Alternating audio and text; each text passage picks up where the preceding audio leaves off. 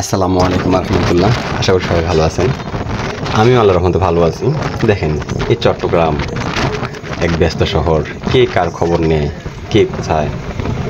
এমন এক শহর, কারে কে মারলো, কার পকেট থেকে কে মোবাইল নিল, কার গাড়ি অ্যাক্সিডেন্ট হলো, কে হাসপাতালে ভর্তি হলো, কারো খবর কেউ নেওয়ার টাইম নেই। এমন এক শহর, হ্যাঁ, খুব ব্যস্ত শহর। আমি ওদিন হসপিটাল গেলাম, চট্টগ্রাম মেডিকেল কলেজ হসপিটালে। তো ওখানে গিয়ে দেখলাম আর কি, একজন লোক মারা গেল। ওনাকে কেউ যে বলবে যে বোন আপনি কান্না করিয়েন না, আল্লাহর উপর ভরসা রাখুন, আল্লাহ যা করে ভালোর জন্য করুন, বা কোনো একটা বিষয় না, কে কার খবর রাখে। লোকটা পড়ে আছে, কোনো খবর নাই। মহিলাটা কাঁদতেছে, বাড়ির লোকজনের কাছে ফোন করছে আসার জন্য।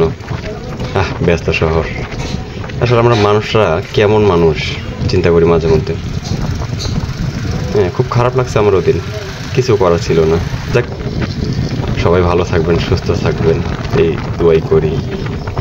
আসলে কেউ যেন কখনো হসপিটালে যেতে না হয়, বিশেষ করে চট্টগ্রাম মেডিকেল সেন্টার, তারপর ঢাকা মেডিকেল সেন্টার, বড় বড় মেডিকেল সেন্টারগুলো। আল্লাহ কারো যেন বড় রোগ ব্যাধি না দেয়, তাই আর কি। যাক, আলহামদুলিল্লাহ, সবাই ভালো থাকবেন। আল্লাহ যেভাবে রাখছে, আল্লাহর কাছে লাখ শুকরিয়া আদায় করুন, নামাজ কালাম করুন। আল্লাহর কাছে শুকরিয়া আদায় করাটাই সবচেয়ে বেস্ট আমি মনে করি। কারণ ওদিনকার পরিস্থিতিগুলো দেখে খুব কষ্ট লাগলো আমার কাছে।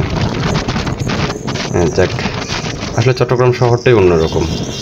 হ্যাঁ, পুলিশের কোনো মায়া নাই, দয়া নাই, মানুষের কোনো মায়া দয়া কিছুই নাই। সবাই মনে হয় যে একরকম, মানে নিজেরাই অন্য কিছু, পকেট মায়ের পকেট